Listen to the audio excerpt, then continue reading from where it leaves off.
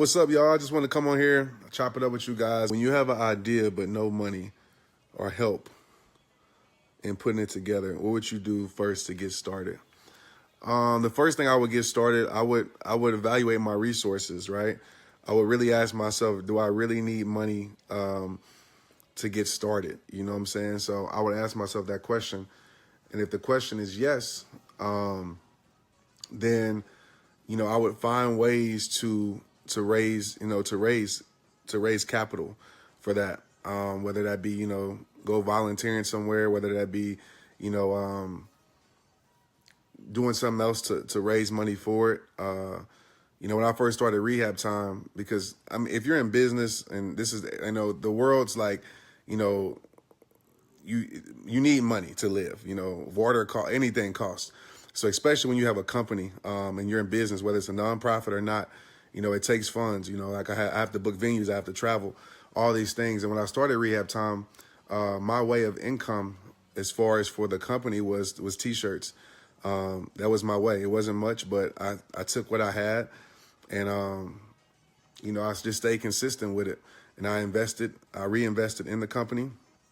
And I just stayed consistent, man. I also volunteered my time and I learned from other people. I studied other people and, I got mentors in my life and all of that. So I would just tell you to start with what you have, and create awareness for what you do. Because sometimes we wait our whole life because we think about the things that we don't have. Like, I don't have this, I don't have that. I need this to start. I need that. I just had a cell phone and I say, you know what, this is my way of, reaching the people I need to reach. And down the line, maybe I'll be able to travel. Maybe I'll be able to go speak different places. But I just use my cell phone and, start uploading videos and start posting quotes. And I just used what I had. I didn't have a cameraman at that time. I didn't have none of that. And so just like I'm doing now, that's what I would do. So I would just say use what you have and continue to grow from there. When people are being rude and doing petty things to people, what kind of advice can you give me? Focus on what you can control. You can't control people being petty. You can't control people being rude. You can't control people hating on you. Like I always tell you guys, man, a hater is somebody who admires what you do. They just got a different way of showing it. Anybody who will come in here and hate, they obviously want to be here. They're really a confused supporter. We don't call them haters. We call them confused supporters. So I would just tell you, understand, if they paying you attention, if they know everything about your life, they really admire you. They just got a different way of showing it. When you have ego and jealousy, it's hard to actually say, I really admire what you do. Can I learn from you? Because everybody's so I wouldn't say the word selfish, but everybody has this pride about themselves that they can't, compliment somebody else, or they always want to be the best, And so for me, I'm never like jealous of somebody's success. I'm motivated by it. I'm never jealous of somebody's happiness. I'm motivated by it. I want to know, like, how did you get there? And so I ask questions. I don't sit here and try to break people down that are, further along or seem like that than me. I want to know, like, how, and so I can better my life. But that's called being humble, man. That's called realizing that your best can always get better. That's called growing your life. And unfortunately, we live in a society where, everybody, wants to look like or wants to put out this perception that they have everything together. And, it is what it is, but you can't control people talking about you or whatever. You know what I'm saying? Like, if you got to block them, just block them. But just realize they can't stop you. It's the people that support you, it's going to help you out. And so focus on the love, focus on the support. And if the haters want to have front row seats to your greatness, let them have front row seats. It's like, I think about it like sports. Like when I used to play sports and we would go to opposing arenas, you know what I'm saying? The crowd be crazy. Like they talk about you, they know about your family, your mother. And that just fueled me. You know what I'm saying? Like I love to catch touchdown passes and hear the crowd go silent. You know what I'm saying? I didn't want the people to get kicked out the stadium. I want them to see. First, I want them to have front row seats. You know what I'm saying? To the show I'm about to put on. And so you got to have that same mindset in life, like straight up. So I'm slow to even block people, honestly, because if you're on the page, you obviously need it. You know what I'm saying? You're obviously here for a reason. And so I'm going to let you have front row seats. to this motivation, to this inspiration that you might need for your life. And so just let them have good seats. I want to know how you got started and what made you choose this journey. I mean, a lot of people know my story. I don't want to bore everybody with it again, but, hit a bad point in my life. I played football professionally, kind of lost that. That was my identity. And I just came to a bad place. And I had a few factors in my life that kind of motivated me to, better myself as a man, understand what a man is. And I decided to, just to share my story. And I never wanted to be a speaker. I never thought it would be this. It was really my way of healing myself. It was my way of holding myself accountable. And, I started, doing things like this, like going live back in the day. I think it was like Ustream. And I would go live on there, record my workouts, and a few people would come in. It'd be like 5 people in there, and we would talk, have conversations.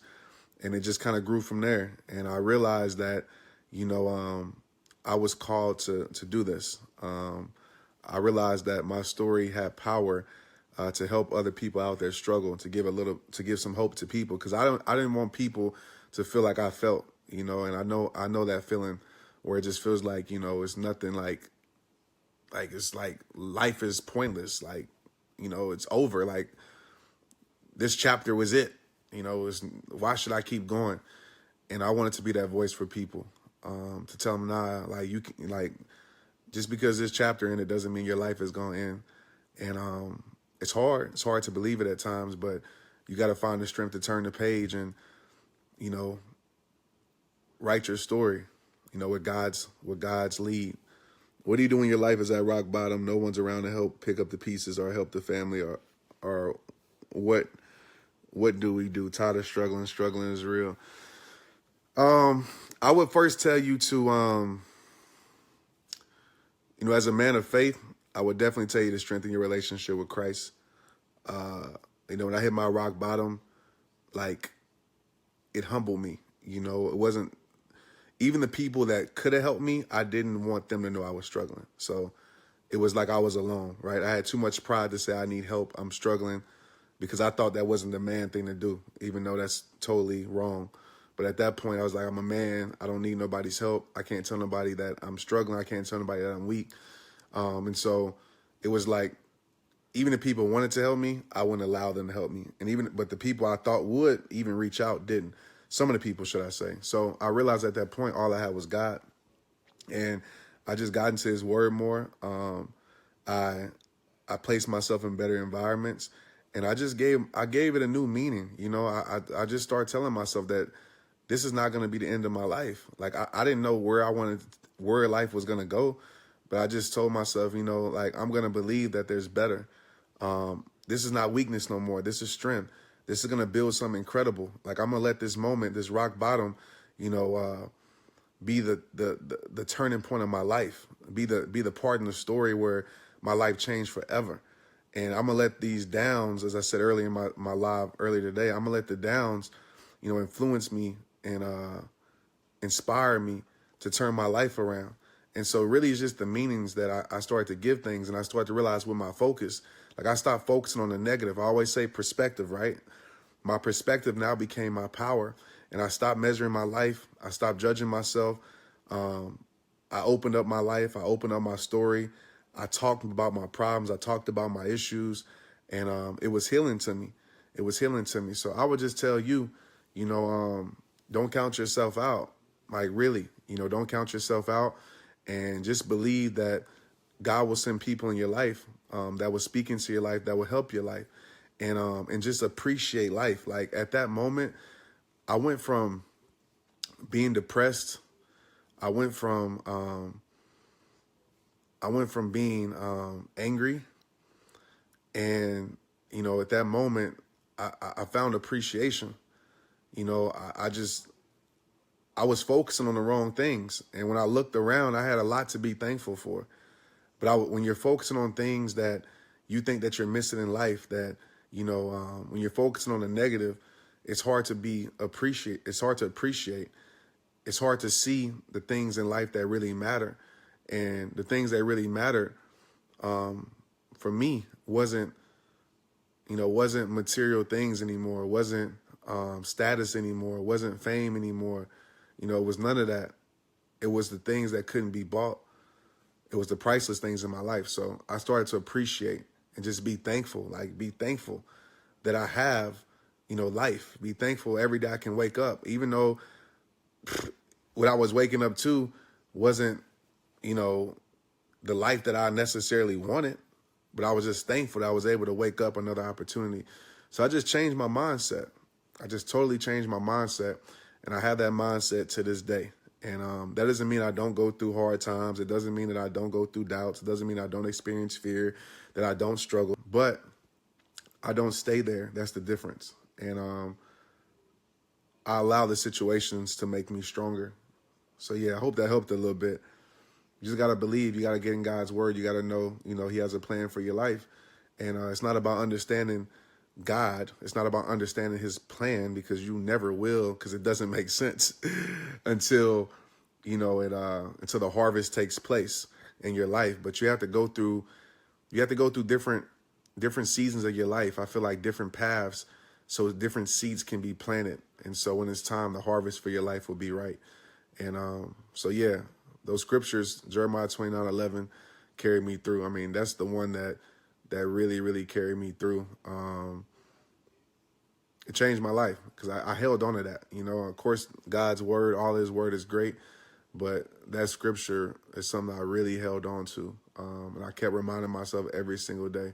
And it changed my life. Did you start reading the Bible or going to church? When did you start turning to better? I've always been in church. My dad's a pastor, but straight away, like most people. And yeah, I just decided to,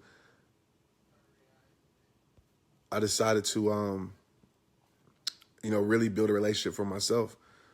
And that relationship, it's not with my grandma, my mom, my dad. Even though they planted the seeds, I had to build a relationship with God myself, in my way. And that's when I started doing that. So, yeah, I started doing all of those things and getting in better environments, more positive environments, getting around people I could learn from and grow from. And it really helped my life. It's a progression, like I said, man. And a lot of people don't understand that and realize that, like, I've been putting in work, not just work, that you guys see, but work on myself, the most important work. And, I take pride in becoming a better me, for my family, for this world, for you guys, and of course I want to be a better man of God as much as I can. And so that's something that I really focus on. Yeah, and I don't even know, like, my mom had told me that, she's like, man, you need to tell this story more. I'm like, nah. She told me the other day, she was like, you got to tell this story more. And I don't know if you guys know, but I had I'm going to just tell you one experience that I had, man, that really, like, since I was a little boy, like, I've always had, like, big faith, right? And then as I got older as a teenager and in college, it kind of, those times got the best of me, kind of following the crowd and, trying to fit in, and like most people do. But when I was and I don't know if I told this story before. Maybe somebody might have heard it in here before, but I usually don't talk about it. But when I was 8 years old, I think I was 8. So I was in second grade, so I had to be, Tristan is 9. Yeah, so about 8 years old. I was living in New Orleans, or Kenner to be exact. That's where I grew up at. I moved to Texas when I was in 7th grade. So I grew up there. And if you don't know, I have asthma I used to have it really bad. I was born asthmatic, like really, really bad. Like, I'm talking about like breathing treatments every night. Like, it was bad, like really bad. And so I feel for anybody that goes through that. Like, it's tough. But anyways, and so when I was in 2nd grade, I developed something that I don't know if they have a name for it now, but I started to cough really, really bad, right? It was like uncontrollably coughing for like, it was started for a day, then it went to days, and it went to weeks. And I was coughing so much that the white in my eyes turned red. So it was just like brown, and then where the white was, it was all red. I popped all these blood vessels in my eyes from coughing so much.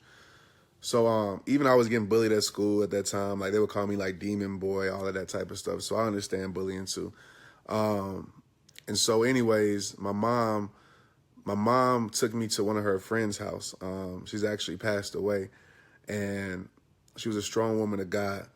And she took me there, and she saw me, and she was like, "You need to take that boy to the hospital now, like ASAP." And I'm talking about like asthma, like where like it was bad, man. It was just it was really, really bad. So she took me. They took me home. That day, they took me to the hospital. I remember like it was yesterday. And we're driving to the hospital, and we have to pull over because I'm coughing so bad, like uncontrollably coughing. We pull over.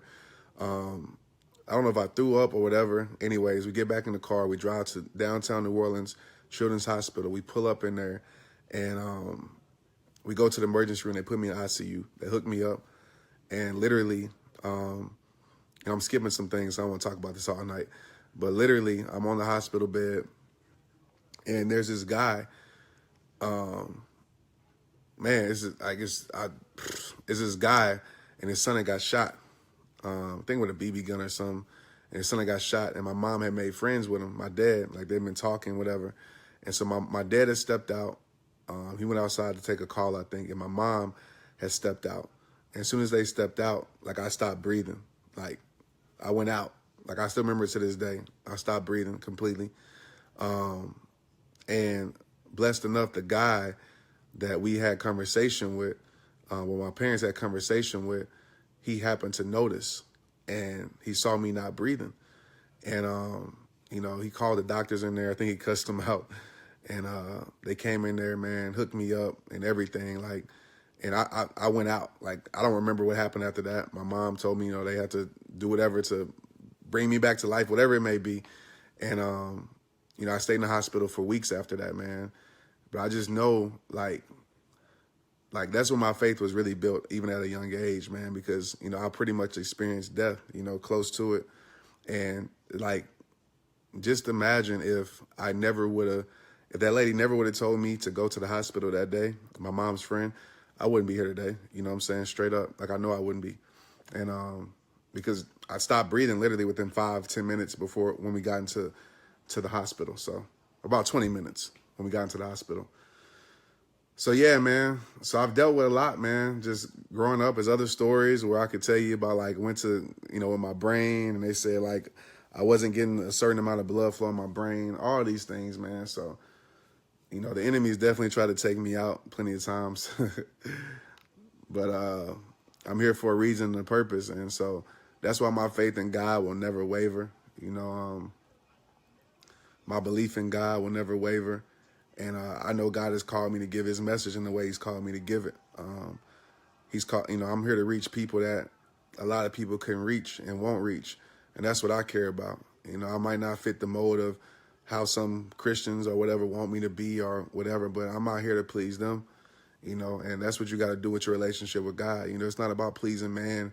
It's not about pleasing people's opinions. Like, as long as people can tell me that they getting led closer to God through my messages or whatever, and they getting saved and all of that, bro, that's all I care about. You know what I'm saying?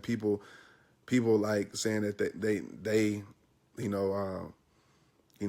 put down the gun. They wanted to take their life, but they didn't. That's all I care about.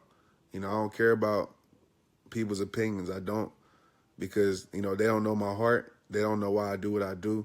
You know what I'm saying? And they don't know how much I care for people. They really don't. So you got to be the same way. Because I just get tired of seeing so many people that have so much purpose, but their purpose is never given to the world because of all these opinions that everybody has and the judgment that everybody has. And it's just crazy that I see it coming from people like who are supposed to be people to help, people to accept, people to change people. Like, you're supposed to be loving. And we live in such a judgmental world where people are quick to judge, man. And, quick to bring up somebody's past. Like, like when people have a past, man, I encourage them to talk about it. I'm like, don't be ashamed because you're the person that has came from something. Like, don't you know, like, who gets the glory? Like, when you really sit there and like come from something, you know, even if you lived a bad lifestyle, whatever type of lifestyle, and you change your life, like, you know who gets the glory in that? Like, God does, man. God don't want perfect people. You know what I'm saying? He don't. He want to use imperfect people. And that's in the word. Look in the word. He wasn't using perfect people. He want to use imperfect people. And that's like the main thing, the main trick that I feel like the enemy uses is that, because I know it was with me. I'm not perfect enough. I'm not perfect enough. I'm not qualified enough. And then I realized that all these things that I was judging myself with, these people are imperfect too. You know what I'm saying? Just because they hide their struggle better, that don't make them better. You know? So I just want to encourage somebody out there. I don't know who it was for tonight, but just go give your story, man. Somebody needs your story, you know, and let God shine through your story. Let God get the glory from it. I don't give opinions, you know, like I'll give advice, but I always try to understand somebody. I always try to place myself in their shoes. I don't care who they are. You know, even if it's people that come at me crazy, like I always try to place myself in their shoes. You know what I'm saying? So I think if we had more of that in this world, more compassion in this world, more understanding in this world, more empathy in this world would be a better place. But we live in a selfish world. We live with people, everybody wants notoriety. Everybody wants to be known. Everybody wants significance. And that's the world that we live in. And that's why this world looks like the way it looks. Nobody wants to sit down and have conversation. Like, my thing is this, like, that's why I don't respond to that. Like, if you can come to me and know my story, get to know me as a person, get to know my heart, you know, not what you just see or you assume, I can respect that because I give that respect. You know, I give that respect. And even if I begin to judge somebody, I'm like, that's not right. I don't know that person. I never had a conversation with that person. You know, if you're going to form a judgment, at least form a judgment after you get to know a person. You know? And that's one of the things I hate about, you know, that happens in some churches is that, like, you know, people come to church to get help, and I see it. Like, I'll see people judge a person, you know, talk down on a person because of what they wore or, you know, who they are. Like, what if that was the only thing they could wear? Like, at least they showing up there. You know what I'm saying? Like, I get it. I get the respect factor and everything. But what if that was it? Like, did you get to know that person's story? Did you help that person? You know, did you offer that person some clothes if you disagree with what they wore or whatever it may be, or disagree with how they look or whatever, man? We just live in a freaking judgmental society, and it sucks. And it doesn't bother me as far as like affect me, because I understand where it comes from, but it affects so many people that have so much talent, so many gifts in them, but their voice is hushed by judgmental people. Their voice is silenced by this judgmental world. You know, even this, like when you open up, you know, the hate is gonna be there, the judgment is gonna be there.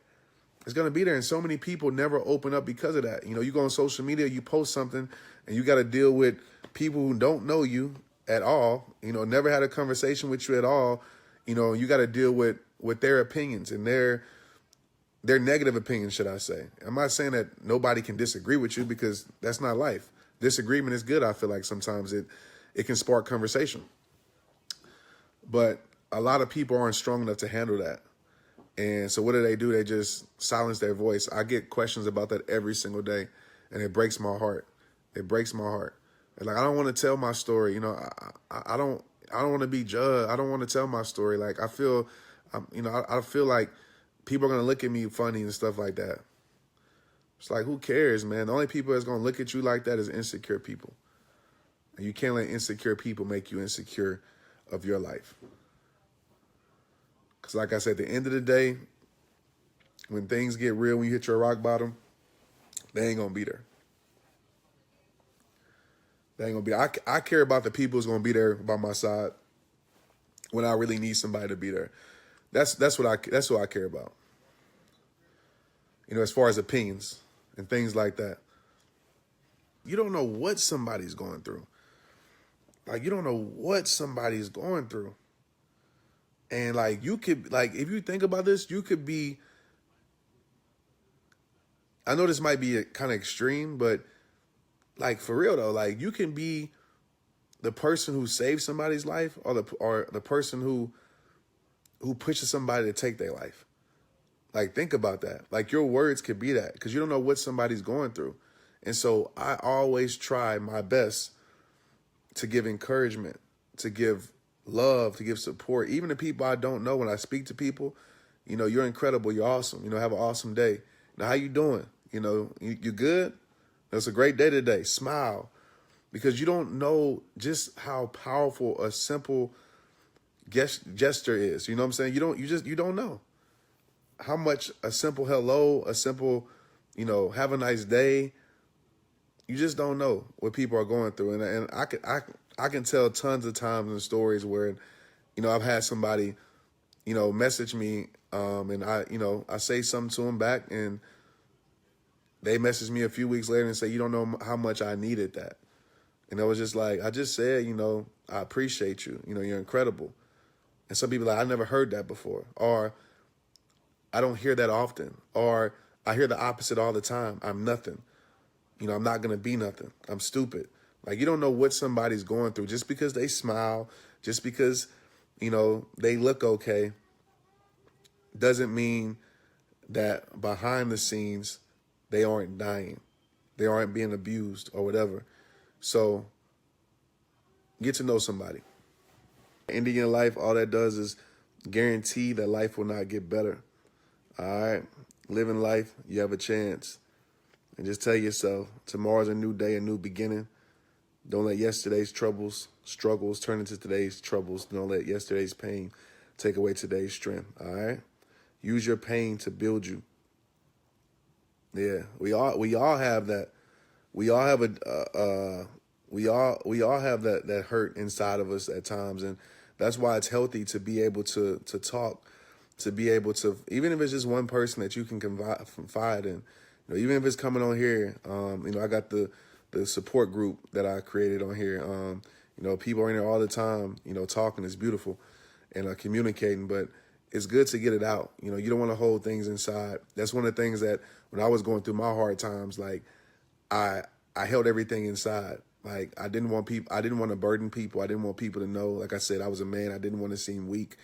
And that was totally the wrong thing to do. I isolated myself, and isolation is necessary for certain things in your life. But when it comes to dealing with pain and dealing with, you know, suicidal thoughts, you know, isolation is not good. You know, isolation is not good.